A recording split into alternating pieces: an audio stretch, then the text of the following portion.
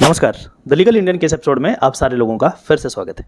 दोस्तों, कल्पना कीजिए कि कोई एक्यूज पर्सन जेल में है या फिर फॉर दैट मैटर कोई कन्विक्ट पर्सन, मतलब जिसका कन्विक्शन हो चुका है, वो जेल में अपना सज़ा काट रहा है और उसके बाद उसके बच्चे जो हैं उनकी शादी होती है या किसी का डेथ हो जाता है।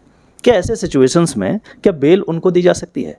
अब इसको लीगल लैंग्वेज में यदि हम इसको रिप्रोड्यूस करें तो हम ये कह सकते हैं कि क्या जो फंडामेंटल राइट टू लाइफ है क्या एक्सटेंड होता है यहाँ तक कि एक व्यक्ति को जो जेल में है उसे इसलिए घर भेजा जाए कि वो अपने बेटे या बेटी की शादी में जा सके और वहाँ पे उनको अपनी ब्लेसिंग्स दे सके।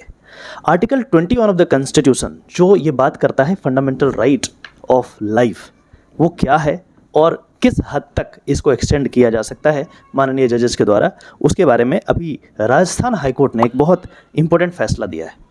इस पर्टिकुलर केस में एक व्यक्ति जो जेल में था और उसके बेटे की शादी होने वाली थी और इस वजह से जब वो एप्लीकेशन लगाया गया बेल का कि अपने बेटे की शादी में इसको जाने दिया जाए, उनको ब्लेस करने के लिए जाने दिया जाए, उसका प्रेजेंस वहाँ ज़रूरी है क्योंकि किसी भी बेटे को कैसा लगेगा उसका फादर यदि नहीं होगा, या फिर फादर को कैसा लगेगा कि वो अपने बेटे की शादी में भी नहीं जा सका। पैराग्राफ 7 यदि आप इस पर्टिकुलर केस का पढ़ेंगे तो इसमें जज साहब कहते हैं कि I am of the view article 21 of the constitution of India, that is right to life, which guarantees the right to life irrespective of whether he is an accused or under trial, also encompasses the right to dignity of attend once in the lifetime family rituals।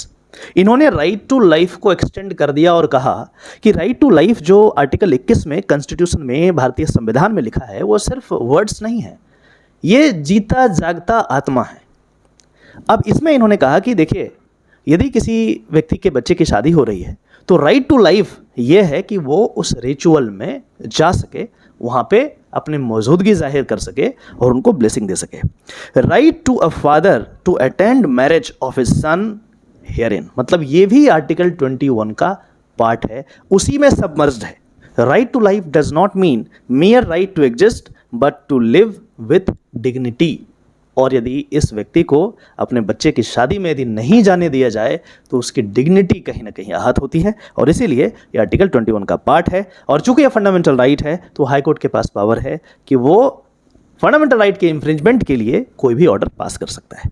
Such a right can not be and ought not be curtailed on the ground that father of the petitioner is since an accused pending case, मतलब कोई यदि मुकदमा pending है सिर्फ इसलिए उसको article 21 को exercise ना करने दिया जाए, ये कहना गलत होगा। फिर पैराग्राफ 8 में माननीय कोर्ट ये कहता है कि petitioners father is a person with strong family ties and is not a flight risk. ऐसा नहीं है कि उसको छोड़ देंगे तो भाग जाएगा विदेश। Nature of prosecution evidence is mostly all documentary nature which has been seized and there is no likelihood of tampering with the same.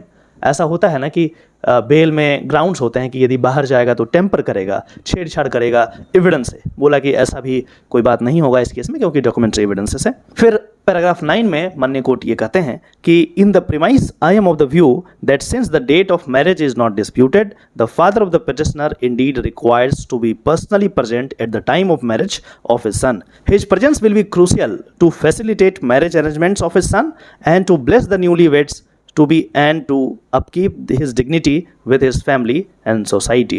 Accordingly, the instant petition is allowed. The petitioner's father so and so is granted the benefit of interim bail for a period of 15 days upon furnishing bail bond and sureties to the satisfaction of the superintendent of jail so and so.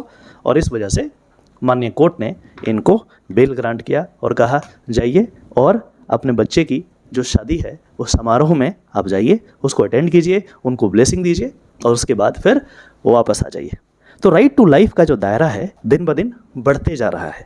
यदि आपके पास भी कभी कोई ऐसा case आए तो definitely एक बार try करें। ट्राई करने में कोई दिक्कत नहीं है। यदि किसी व्यक्ति की शादी है या फिर कोई और ऐसा रिचुअल्स है जो ज़रूरी है, जिसमें आपका प्रेजेंस ज़रूरी है और वो बंदा जेल में है, तो एक बार ट्राई करने में एज एन एडवोकेट हमें ट्राई करने में कोई दिक्कत नहीं होनी चाहिए। और मुझे लगता है कि यदि आप ढंग से आर्गूमेंट करेंगे, ऐसे कुछ और केसेस का हवाला देंगे तो आपके क्लाइंट को ज़रूर बेल मिलेगा। कैसा लगा ये वीडियो आप नीचे ज़रूर कमेंट करें। राइट टू लाइफ के बारे में यदि आप कुछ कहना चाहते हैं तो भी हमें बताएं और इस वीडियो को वाइडली शेयर करें। चलिए फिर से मिलते हैं किसी और दूसरे लीगल टॉपिक में, तब तक के लिए अपना ध्यान रखिए। नमस्कार।